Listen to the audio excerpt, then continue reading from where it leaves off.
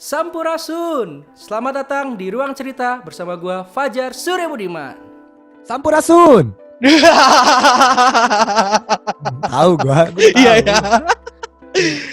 Halo, selamat datang di Ruang Cerita bersama gua Fajar Surya Budiman. Apa kabar teman-teman semuanya? Semoga kalian selalu sehat dimanapun kalian berada. Yang buat teman-teman masih harus bekerja di luar, ikuti protokol kesehatan yang sudah ditetapkan oleh pemerintah.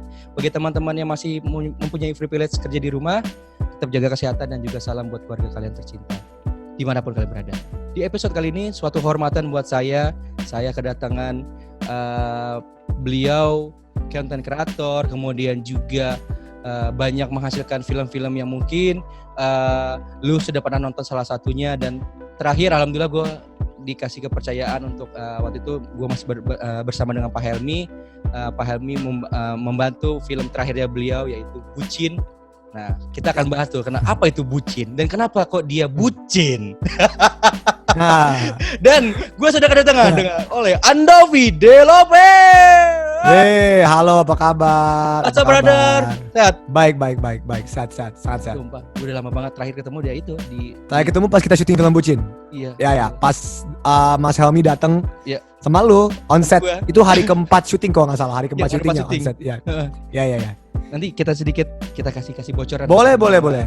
Anyway, Boleh, sebelum Bang, ya. itu gue mau tanya dulu dong, aktivitas lu selama hampir 4 bulan lebih di rumah aja, pasti banyak hal positif yang lu lakukan bersama Kak Jovi juga ataupun dengan teman-teman yang lain gitu. Bisa di-share dong ke teman-teman Ruang Cerita, bro?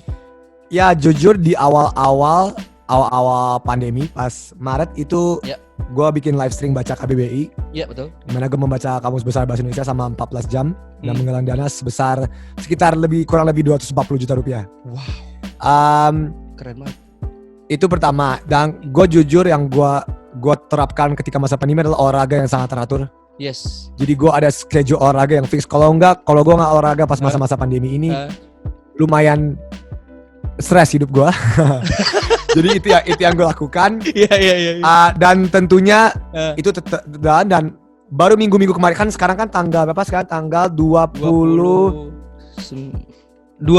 Juni. Ya, sekarang kita interview 26 Juni di mana sekarang tanda kutip new normal sudah kembali. Yes. Dan gua baru mulai nih kemarin baru 25 Juni kemarin baru kita ada syuting di luar, tentu mengikuti protokol kesehatan yang ada. Okay. Tentu kita sangat-sangat berhati-hati, tentu pasti. Tapi selama 4 bulan sebelumnya kita benar-benar gue syuting iklan Bukalapak, kan gue di salah satu digital ambassador Bukalapak. Syuting iklannya di rumah sendirian, nggak pakai tim sama sekali. Jadi benar-benar baru kemarin 25 Juni baru di dalam new normal ini. Oke. Itu pun syutingnya teratur ya.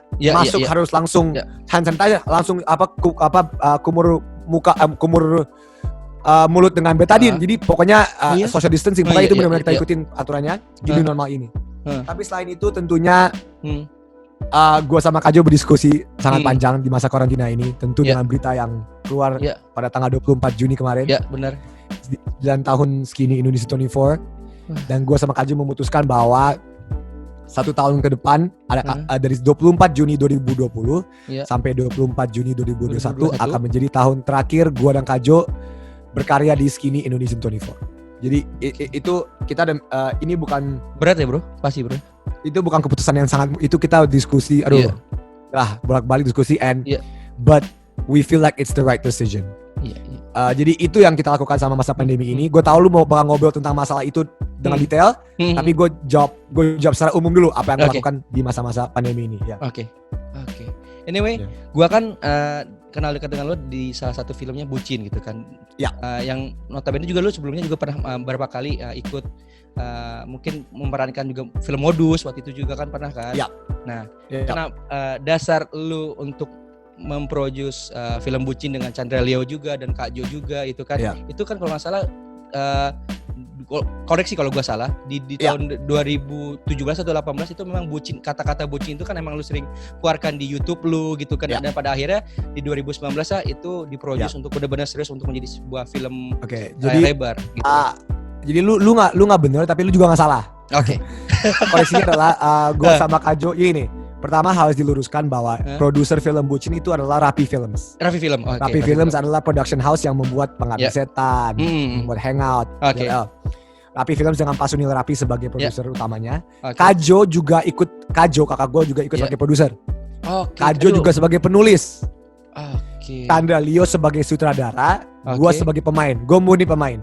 Apakah gue membantu proses penulisan? Of course, gue bantu ide tektokan pasti, tapi secara resmi title gue adalah hanya sebagai pemain. Kajo itu adalah produser, penulis, Chandra Leo adalah sutradara. Dan masalah kata-kata bucin bukan dari tahun 2017-2018, dari tahun 2015. Jangan lebih lama lagi. Banyak orang mungkin agak lupa bahwa gua sama Kajo walaupun kita secara umur muda, tapi kita sangat tua kalau di dunia YouTube. Sangat tua ya.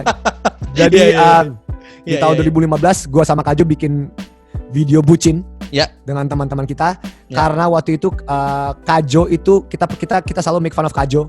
Karena Kajo dulu bucin, kayak lu bucin lu Kajo, budak cinta. Jadi itu benar-benar jokes internal. Iya, jokes internal ya. Internal yang kemudian tiba-tiba entah kenapa di tahun 2017-2018 tiba-tiba kata-kata bucin meledak. Jokes internal ini kita tahun 2017-2018 kita pernah bikin bucin featuring Ridwan Kamil juga. Kita pernah bikin tahun 2017 bucin featuring Ran, Rai Astanino. Jadi tapi entah kenapa tiba-tiba Google manggil kita, BTW tahun 2019 kata terpopuler nomor 4 paket trending nomor 4 di Indonesia adalah bucin. Tolong Google invite kita sebagai kita salah satu orang yang mempeloporkan dan mempopularisasikan kata bucin di tahun 2015. Jadi dan ide untuk film bucin tuh nggak datang karena kata bucin lagi populer nih, yuk bikin film bucin. Itu nggak sama sekali begitu. Kita udah ada ide bikin film bucin dari tahun 2016. Setelah film Modus keluar tahun 2016, ide untuk bikin film bucin sebelum kata bucin populer pun itu udah ada dari situ. Bahkan kita ada bolak-balik sama Rapi Films, tektokan tentang skrip DLL, tapi karena satu dengan hal lain, karena proyek pribadi gue sama Kajo, personal life kita, akhirnya ketunda sampai tahun 2019. Jadi gue benci sekali narasi ini kalau lu bikin karena katanya populer. Pertama, yang mempopularisasikan kata itu tuh gue. Jadi sangat aneh kalau kita dituduh, lu bikin film bucin karena katanya lagi populer lah. Pertama, yang bikin kata itu populer tuh gue sama Kajo di Skinny Indonesian 24. Pertama itu. Kedua, kita udah mau bikin skrip ini tahun 2016. Tapi karena entah satu hal tertentu ketunda sampai tahun 2019. Emang kita bisa prediksi kalau tahun 2019 kata bucin bakal meledak? Emang? Jadi paham. Selalu dikaitkan gitu. Orang selalu menilai. Kalau lu mengambil momen, aduh, capek deh. Capek karena karena gue sama Kajo tuh nggak pernah vokal soal masalah internal ini. Kita bukan kayak orang-orang lain kayak ada masalah, yuk kita buka. Lu tau gak kita mau bikin film bucin? Kita selalu keep it inside. Dan ini cycle ini terjadi lagi dengan announcement gue sama Kajo kemarin bahwa kita mau quit YouTube. Wow, kanan kiri asumsi kanan kiri. Lu gini karena karena B. Aduh. Apa-apa, orang ada hak asumsi, ada hak pendapat. Tapi gua secara pribadi gua tahu kenapa gua melakukan ini. Gua nggak perlu mengvalidasi atau mengexplain kenapa gua melakukan ini. Jadi tolong terserah lu mau pikir apa. Bang, ini karena lu sirik ya. Gua nggak ada Fisius, gua nggak men. Kalau lu kenal gua, mungkin karena lu belum kenal gua saat film bucin. Lu tanya semua teman-teman dekat gua yang kenal gua sama sekali.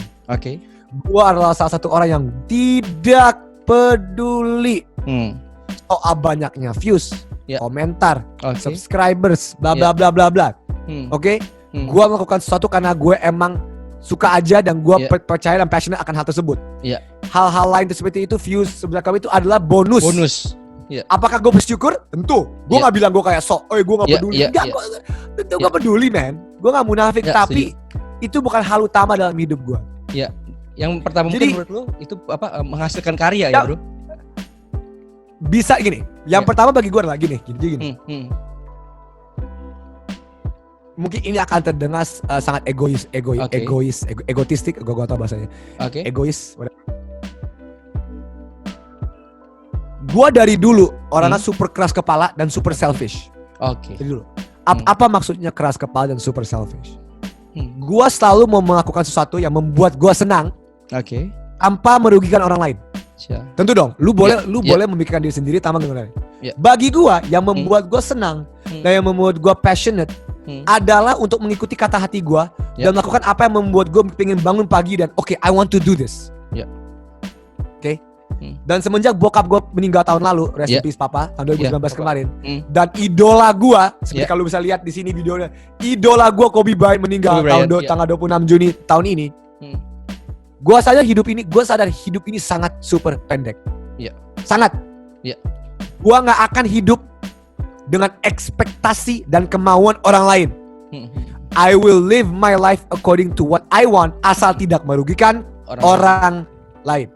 Tentu itu bisa di-debatable ya. Bagaimana Bang cara lu tahu kita merugikan orang lain? Itu sangat debatable, tapi gue gak akan ngomong itu sekarang. Tapi intinya gue melakukan apa yang menurut gue sesuai dengan hati gue. Gue tuh orangnya sangat emosional dan idealis kalau masalah hal tersebut. Fakta bahwa mungkin lu gak suka dengan hal-hal yang gue lakukan, itu hal yang beda. Beda, itu dua hal yang berbeda. Gak bisa disamakan. Itu beda. Betul. Nah, gue memutuskan untuk berhenti dari YouTube karena hal-hal pribadi gue.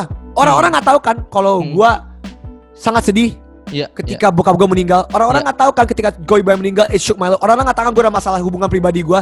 Orang-orang nggak tahu kan kalau api passion yang ada dalam hidup gue itu udah tidak ada lagi. Tapi tetap gue bisa kreasi di medium-medium lain. Tapi selalu orang asumsi karena lu sirik sama orang ini, karena views lu turun. Bro, tahun 2019 video nomor 1 di Indonesia adalah Prabowo versus Jokowi epic battle presidency. Di dunia ini, di dunia entertainment, lu kadang ada di atas, kadang ada di bawah. Views akan datang, views akan turun. Gua nggak peduli. Bagi orang yang kenal gua pasti tahu Andovi emang nggak peduli. Tapi masalahnya ya gua nggak mengungkapkan ini semua. Emang ini diri gua. Gua tahu kenapa gua melakukan ini. It's time to move on. Gua udah hampir 9 tahun, udah mau menuju 10 tahun di YouTube, bro. Orang 10 tahun kerja di kantoran itu karir loh. Itu karir loh. Betul. Orang 10 tahun kerja di kantor itu sebuah karir yang mereka menganggap ini pekerjaan, ini karir. For me 10 tahun is I wanna call this a career. This is my career. Since I was 17 years old until I'm 27 next year, this has been my career. Dan bahwa gua mempunyai kekuatan untuk meng-end it dan tidak mendengar orang lain, itu kekuatan yang sangat liberating. Bahwa gua bisa bilang, enggak, I wanna quit and stop on my own terms. Bukan karena kalian yang menentukan kapan gue berhenti. Gue yang menentukan kapan gue berhenti. Itu sesuatu yang kebebasan. Betul. Gue dulu ada kebebasan memulai channel YouTube gue. Ini kebebasan gue untuk memberhentikan channel YouTube gue. Jadi terserah. Gue tahu orang akan asumsi kanan kiri. Terserah, gue gak peduli. Tapi I know why I'm doing this and it's not bothering me at all. Dan ini pertama kali gue ngebuka loh. Jadi lu sangat jadi, thank you banget, bro. Ya ngerti. Sorry gue tiba-tiba gue selalu ngomong ini, gue selalu agak it's okay. Darah Flores Maumere gue naik nih kalau ngomong soal gini. Karena ya begitulah. Paham. Oke, lanjut. Sorry. Bro, tadi back to bucin lagi. Kan boleh. Kita tahu kan semua di dunia sinema kan sekarang kan memang terhenti semua kan, bro. Tapi dari teman-teman baik itu di produksi ataupun Kak Jo sendiri atau Chandra Leo dan Raffi Film sendiri, kira-kira di 2020 ini memang akan tetap dijadwalkan atau gimana, bro? Jadi gini, gue sebagai pemain utama, sebagai salah satu dari pemain utama, gue tidak ikut andil dalam decision yang besar ini. Gue hanya orang yang menerima saja. Gue siap. Yang gue tahu adalah karena kakak gue kebetulan salah satu produsernya, dan karena kakak gue ngomong sama dia, film Bucin akan diusahakan sebisa mungkin tayang ketika situasi dan kondisi sudah aman dan terkendali. Itu keputusan antara pihak bioskop dan sinema dan keputusan antara Raffi Films. Kita sebagai pemain, kita hanya bisa mengikuti apa yang ada. Tentu secara pribadi, apakah gue mau filmnya tayang? Tentu. Gue sedih banget ketika tanggal 26 Maret kan seharusnya tayang 26 Maret kemarin. Betul. Ya kan? Gue sangat sedih ketika, tentulah ini gue udah kerja keras, udah 1 tahun pre-production, meeting, reading, pokoknya semua kerja keras kita tentu. Tapi kita tahu untuk kepentingan manusia, ya gak mungkin lah kita tayangin film. Gak mungkin lah. Jadi tentu kita menunggu ketika semua situasi aman dan terkendali. Nah, kayaknya tahun ini, jika situasi udah oke, kayaknya akan tayang lagi. Tapi gue gak tahu persis tanggalnya kapan. Sama sekali gak tahu itu. Kembali silakan tanya bioskop dan Raffi Films dan Jovia Lopez, bukan gue. Oke. Kita pertanyaan yang lebih ringan lagi lah. Jadi biar. Soalnya karena tadi berat semua ya. Gue tahu bahwa lu adalah salah satu penggemar berat Kobe Bryant ya, dan itu memang sangat. Apalagi pas kemarin berapa kali syuting kan, lu pakai baju tetap Kobe Bryant. Men, di film aja gue pakai baju Kobe. Lu ngerti gak? Itu udah, aduh, Skinny Indonesian 24. 24-nya itu untuk apa? Orang tuh nggak tahu. Di video pertama gue ngomongin Kobe. Aduh, orang-orang tuh, gue pengen benci orang ngomong kayak, oh lu paling fans dadakan. Ya oh my god, gue udah, aduh Tuhan, gue ada mural Kobe yang dipainting sama artis graffiti di rumah gue. Kayak ngerti gak? Ini malah bercanda. Aduh. Gue udah kerja sama NBA. Ngomong sama mereka langsung, woi, gue mau ketemu Kobe. Oke, kita akan kasih kesempatannya. Dia meninggal. My life, gini kayak. Ya, aduh. Ya, terus lanjut. Ya, nggak apa-apa. Tapi lu emang dari kecil memang hobi di dunia basket ya? Ya, jadi pas ketika coba teman-teman gue ke bola, gue lebih ke basket. Karena jujur ya. Kaju juga, sama-sama. Kaju juga basket, ya. Terus? Ya karena ya gitulah, karena ya nggak tahu kenapa gue suka basket aja, dan kebetulan pemain pertama yang gue nonton Kobe Bryant. Makanya sampai sekarang, wah pas dia meninggal hancur hidup gue. Aduh, benar-benar. Aduh, gila. Kematian bokap gue tahun lalu adalah kematian dalam hidup gue yang pertama yang benar-benar efek ke hidup gue. Banyak keluarga gue lain ada banyak keluarga yang meninggal, keluarga ini, sepupu ini, om ini, tante ini. Tapi pas bokap gue meninggal itu one of the biggest shifts in my life. Itu yang pertama.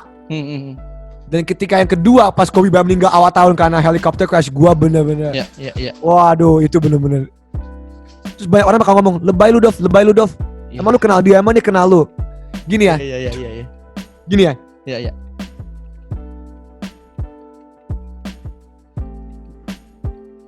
Lu tuh gak harus kenal orang untuk orang itu memberi dampak gede bagi hidup lu. Siapa lu untuk kasih tahu gua boleh sedih dan devastated and despaired atas kematian orang. Siapa lu? Itu hidup gua, and he means a lot to me. Those emotions that I made were not. Banyak orang ngomong, lu gini biar lagi happening. Kobe meninggal lagi happening itu, gue ada baca komen kayak Kobe meninggal lagi happening, makanya lu ikut-ikutan. Gila. Nggak apa-apa, bebas bro. Tapi itu yang gue sadar dalam hidup. Yang gue sadar hidup adalah lu besok mau bikin panti asuhan depan rumah lu dengan duit lu sendiri. Dengan kemuliaan yang benar-benar tujuan lu sangat mulia tanpa mau apapun. Lu gak ngeposting, lu gak umbar-umbarin, pasti ada satu orang yang komen apa? Paling pencitraan. Lu mau bikin hal yang semulia apapun, dengan tujuan semulia apapun, satu orang minimal. Paling ini untuk aja. Jadi pesan gua untuk kalian semua adalah, bagi yang mendengarkan ini, ketika kalian sadar kalian tidak bisa membahagiakan semua orang, maka itu adalah titik di mana kalian menemukan kebahagiaan diri kalian sendiri. Right? Gua nggak bilang kita nggak peduli sama orang, beda. Beda ya. Orang tuh selalu tidak bisa membedakan satu sama lainnya. Poin gua adalah ketika kalian tidak bisa sadar kalau nggak semua orang akan setuju dengan lu loh. Itulah di mana kalian akan menemukan jati diri kalian sendiri. Setuju. Bro, kita tahu sekarang kita kan di masa memang sangat sulit ya, dimanapun kita perekonomian ataupun gua juga sama posisi memang kita semua down kan itu. Tapi kan banyak orang yang merasa bosen, yang merasa di belakang anjing gue jenuh, gue mesti apa gitu ya, maksudnya gue mesti ngapain ya gitu. Nah, ada nggak sih tips atau trik dari seorang Andovi untuk teman-teman yang mungkin belum bisa mengeksplor dirinya dia dengan kemampuannya dia sekarang, terus ada pun orang yang mungkin masih diberikan kesempatan untuk kerja di rumah atau WFH gitu kan bro, dan juga teman-teman yang memang notabene harus bekerja di luar karena memang rezekinya dia mencarinya di luar gitu bro. Nah, ada nggak tips dan saran dari seorang lu bro? Jadi tips dan saran gue lagi, pertama gue harus recognize kalau emang gue punya privilege untuk stay di rumah. Gue recognize itu. Gue recognize banyak orang emang tidak bisa dan harus keluar dan bekerja dan menafkahi keluarganya. Sangat fair. Jadi tentu omongan gue ada dalam perspektif tertentu. dalam perspektif gue adalah kalau lu work on from home dan lagi mencari tips and trick untuk mencari jati diri lu dan segala macam, percaya sama gue, mungkin ini agak terdengar sangat bego. Pertama, olahraga, dalam bentuk apapun. Gue nggak usah bilang lu atlet profesional, gue nggak bilang lu pemain basket. Sesimpel lu jumping jack 5 kali sehari. Whatever, apapun, whatever floats your boat, whatever makes you happy. Ketika gue olahraga, my mind clears. I don't know. Maybe there's a science behind that. Jangan tanya gue bukan ilmuwan. Ketika your mind is clear, lu bisa melihat hal-hal dengan jauh lebih jelas dan jauh lebih jernih. Lebih jernih dan positif juga. Betul. Kedua, lakukanlah hal-hal. Lihatlah hal-hal di sekitar lu yang membuat lu resah. Hal-hal di sekitar gue yang membuat gue resah.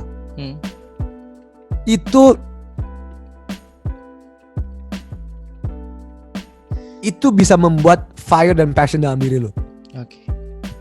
Ketika lu sadar, masak membuat gue resah nih. Resah dalam arti baik ya. Resah dalam arti positif. Terus setiap kali ada orang bikin resep masak, kok gue terpanggil ya? Ada sesuatu yang gue gak bisa jelaskan dalam hidup gue. Nah itu dia. Itu dia. Nah bagaimana cara lu tahu? Ya mungkin lu gini, ada orang yang langsung tahu, ada orang yang butuh waktu 30 tahun. Ngerti gak? Kayak gak semua orang itu sama. Please, gak semua. Jadi tolong lu gunakan hal itu untuk tahu kalau gak semua orang itu sama dalam dunia ini. Cobalah hal yang beda. Kalau lu ketemu oke.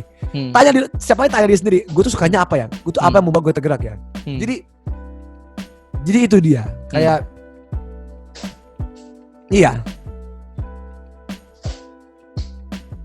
Ya, jadi gitu. Sorry, itu tips-tips gue tahu mungkin nggak membantu. Ya, tapi itu yang membantu gue. Oke, it's okay. And then yang tadi bro, yang buat teman-teman harus bekerja di luar. Buat yang bekerja di luar, semoga kalian tetap semangat. Tentu ikutin standar protokol kesehatan sebisa mungkin yang kalian bisa. Dan gue tahu ini masa-masa yang sulit. Tapi gue benar-benar percaya ada sebuah, bukan quote ya, ada sebuah peribahasa atau apapun, I don't know the language. The night is darkest just before dawn. Malam itu paling gelap sebelum matahari terbit. Atau gue nggak tahu itu bahasa Indonesia. Maafkan bahasa Indonesia gue yang sangat buruk. Jadi intinya, I believe that if you push through, you will see the light at the end of the tunnel. Gitu dia. Akhir bro, di episode Ruang Cerita bersama Andovi. Sampurasun, kok gue gak Sampurasun tadi? Kan nanti ada bro, udah ada ininya tag-nya. Itu kayak udah termindset banget ya, Sampurasun. Iya. Sangat termindset. Anyway bro, ini dari personal Andovi, boleh dong bro kasih dukungan buat teman-teman dokter, garda terdepan, perawat ataupun siapapun yang memang sekarang lagi berhadapan dengan teman-teman pasien yang memang belum bisa pulang bro, belum bisa ketemu keluarganya, belum bisa senyum lepas karena memang harus menghadapi dan melawan COVID-19.